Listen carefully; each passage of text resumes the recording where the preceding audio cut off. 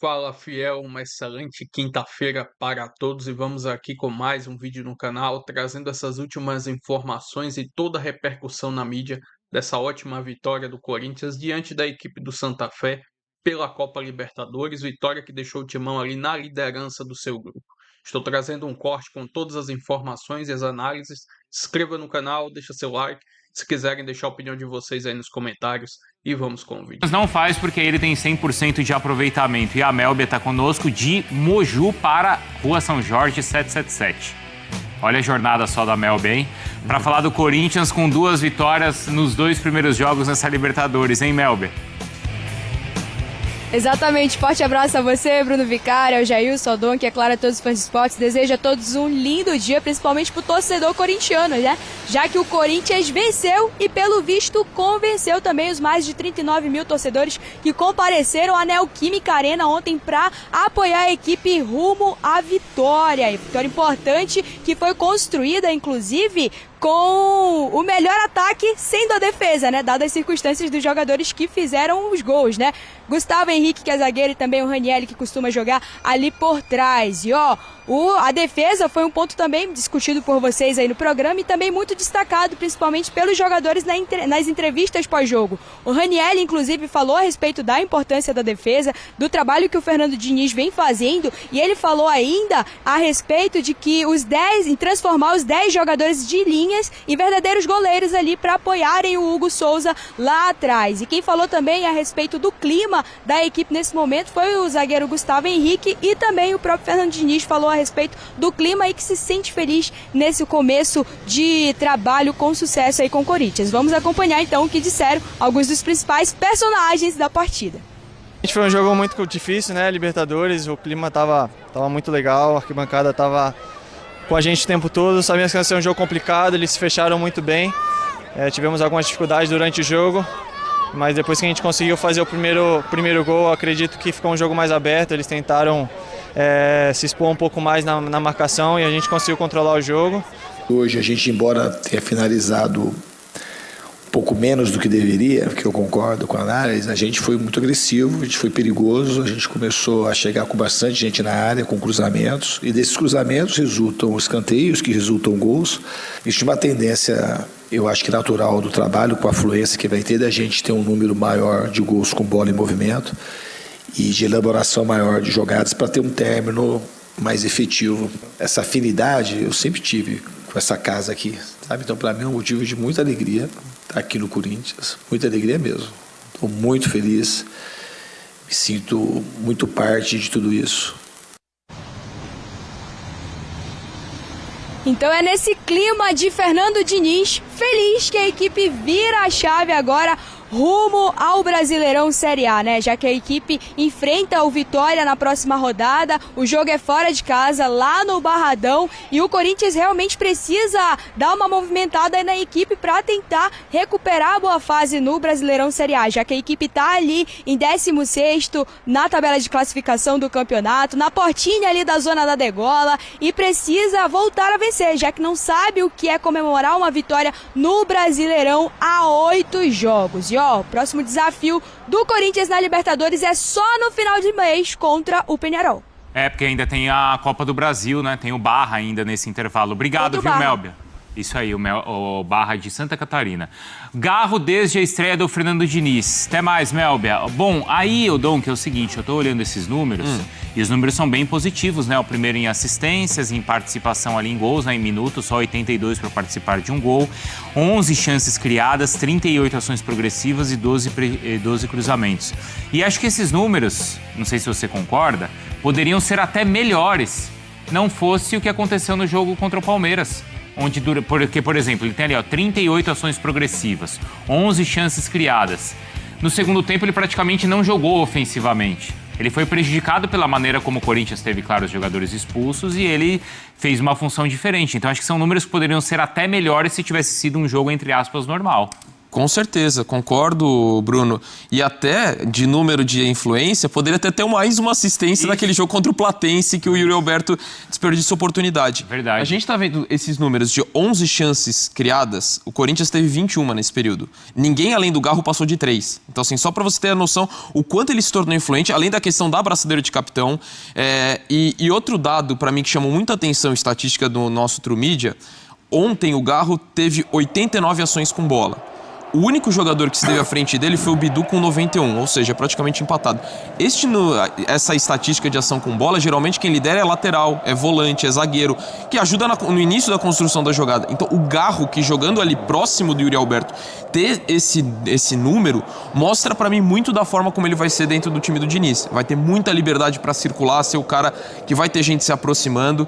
A gente vai falar do André, do Bidon, de jovens que tem muito o perfil do Diniz, o quanto que o Diniz pode potencializar esses jovens, mas para mim até agora a coisa mais marcante individualmente falando, o próprio Kaique, né, de um jogador que não vinha atuando, foi titular pelo 3º jogo seguido e o jogo passando muito pela esquerda, mas acho que ainda o jogador que mais representa esse início do Diniz para mim é o Rodrigo Garro. A influência que ele tem no jogo do Corinthians, ontem a gente viu mais uma vez, com cobrança de falta, participando dos 2 gols, então acho que aos poucos o Diniz vai colocando a cara dele nessa equipe e acho que muito dessa cara tem a cara do Rodrigo Garro. E assim que ele foi anunciado o Diniz, vocês deram essa missão a ele, né, Jailson?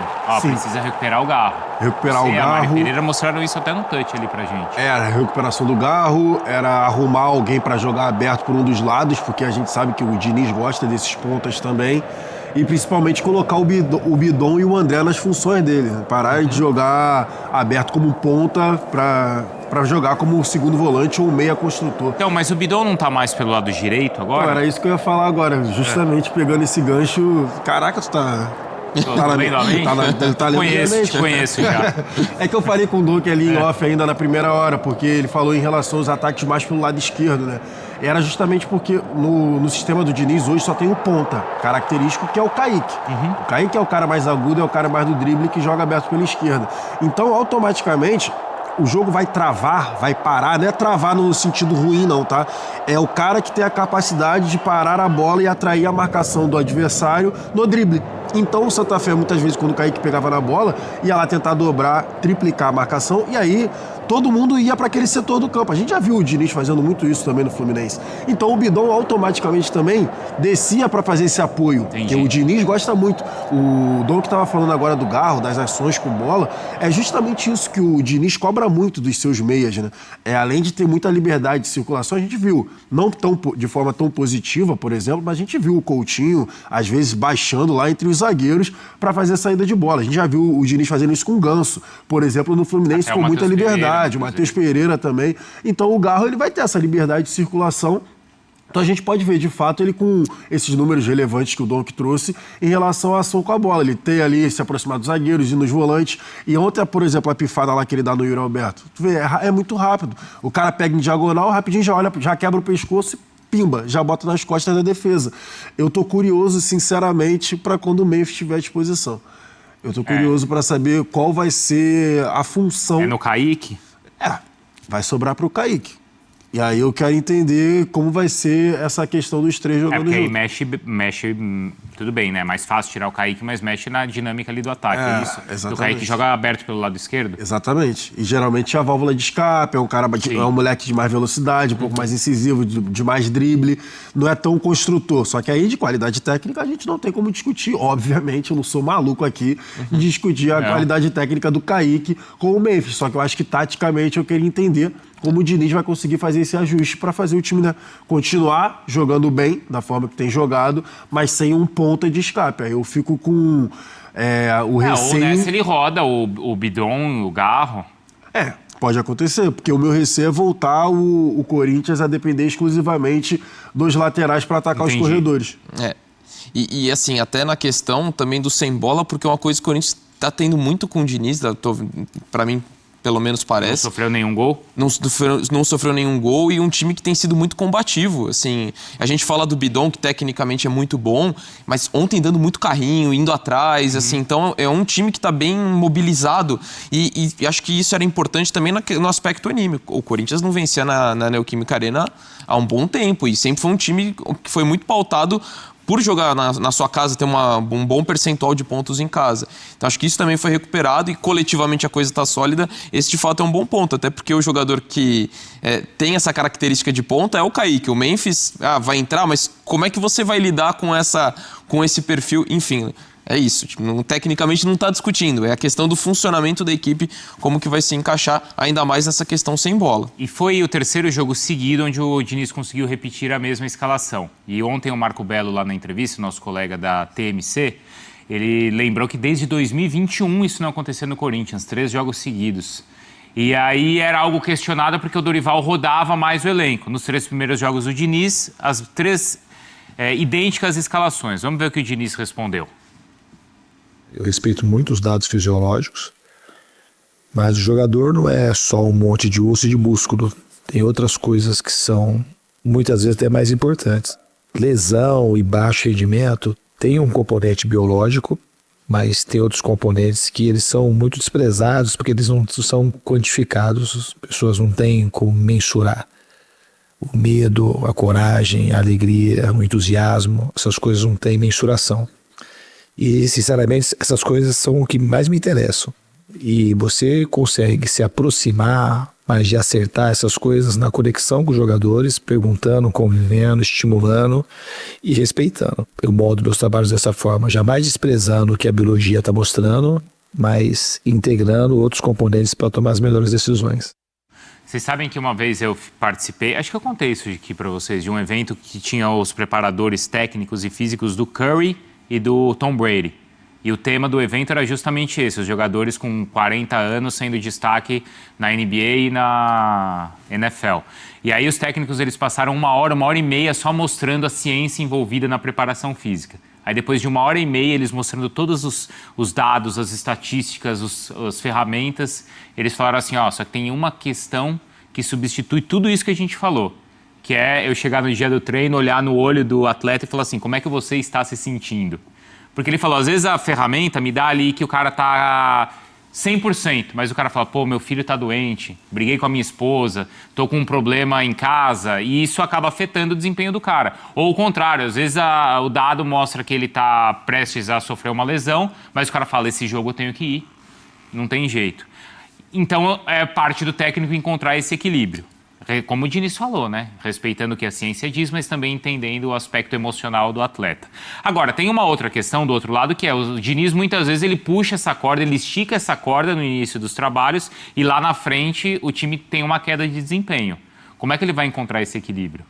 Então, mas essa declaração do Diniz, zero surpreendente, né? Sinceramente, que a gente acompanhando já o Diniz há tanto tempo aqui no futebol brasileiro, ele já deixou isso bem claro essa questão dele, o pessoal, né, que ele tem ali com os jogadores, às vezes, muitas vezes, né, acima até da questão profissional ali.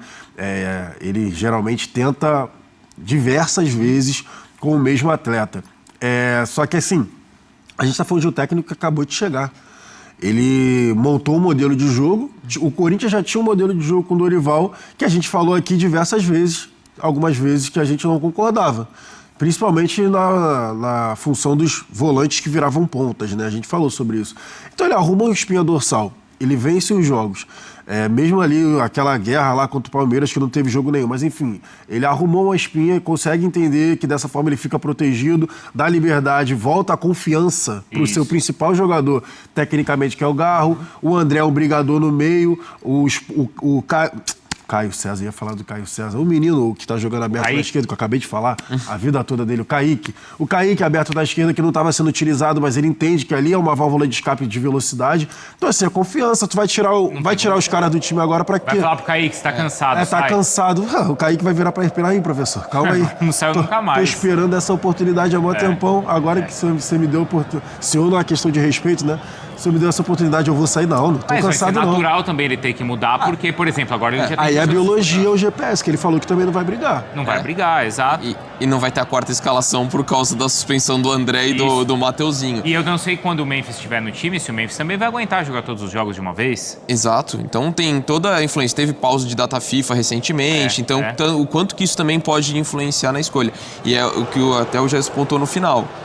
A gente está falando disso e faz todo sentido, mas em nenhum momento ele está negando que a importância de você monitorar o departamento de fisiologia e mostra o quanto que é sempre uma coisa muito complicada aqui quando a gente fala, não, mas quem que tem que escalar? Qual que é a formação ideal pro jogo seguinte? E tem tantos fatores assim que de verdade a gente não sabe. A gente não sabe tanto a questão do índice dos jogadores quanto da vida pessoal que aconteceu, esse feeling do treinador de ver, putz, se eu tirar esse cara agora vai acabar com a sequência de confiança, ou às vezes pelo contrário, às vezes o cara passou por um problema pessoal e isso está afetando e colocá-lo como titular, por mais que fosse a escolha dele, o quanto isso poderia afetar.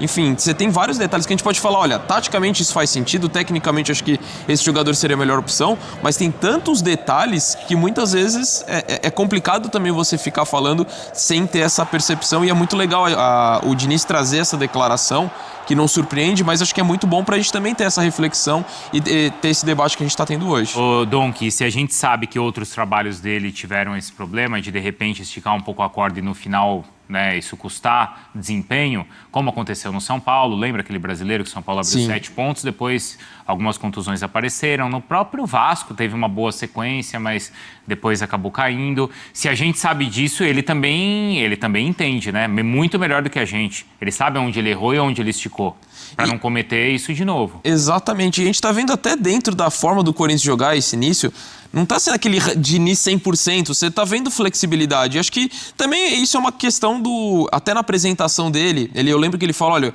eu sinto que nunca estive tão preparado para assumir o Corinthians quanto nesse momento, que bom que aconteceu isso agora. Acho que também diz sobre erros que ele possa ter cometido, aprendizado que ele teve com outros cenários, então acho que isso também serve para ele. Não é porque um técnico tem uma ideia de jogo, questões, que isso vai ser fixo pro resto da vida inteira. Então acho que isso também pode ser lógico, não dá pra gente cravar nada porque a gente tá falando de um técnico que tem 3 jogos que tá começando. Só. Mas eu acredito que isso também possa servir de aprendizado para ele fazer ajustes dentro daquilo que já aconteceu na carreira dele. E vou trazer aqui agora mais algumas informações desse próximo jogo do Timão, que já vai ser neste sábado contra a equipe do Vitória lá no Barradão, pelo Campeonato Brasileiro, às 20 horas, com transmissão dos canais Premier e também do Sport TV. Como podemos ver aqui a classificação do Campeonato Brasileiro, a equipe do Vitória é o 10º colocado, em 10 jogos somou 14 pontos no Brasileirão. Já a equipe do Corinthians está muito mal na tabela do Brasileiro, é o 16º colocado, 11 jogos somou 11 pontos no Brasileiro. Estou trazendo aqui agora um recorte dos últimos 5 jogos da equipe do Vitória, e aí está a Copa do Nordeste e também o Campeonato Brasileiro, uma derrota, um empate, e os últimos 3 jogos consecutivos a equipe do Vitória conseguiu vencer. O último jogo que eles fizeram, jogando pela Copa do Nordeste nesta quarta-feira, venceram a equipe do Piauí, também no Barradão, pelo placar de 3-1. Estou trazendo aqui agora um recorte dos últimos 5 jogos entre Corinthians e a equipe do Vitória. O retrospecto é positivo para o Timão, são 3 vitórias e 2 empates. O último confronto que eles tiveram na temporada passada foi no Barradão e o Corinthians venceu lá pelo placar de 1-0. Enfim, jogo importantíssimo aí para o Corinthians, que precisa vencer para se afastar ali daquela zona do descenso do Campeonato Brasileiro. Na Libertadores está tudo muito lindo, maravilhoso, 2 jogos, 2 vitórias. E agora Fernando Diniz tem que plantar essa filosofia de tentar ganhar, praticar um melhor futebol no Campeonato Brasileiro. Enfim, esperamos um bom resultado neste sábado. Se inscreva no canal, deixa seu like, se quiserem deixar a opinião de vocês nos comentários, e até o próximo vídeo. Valeu, fiel.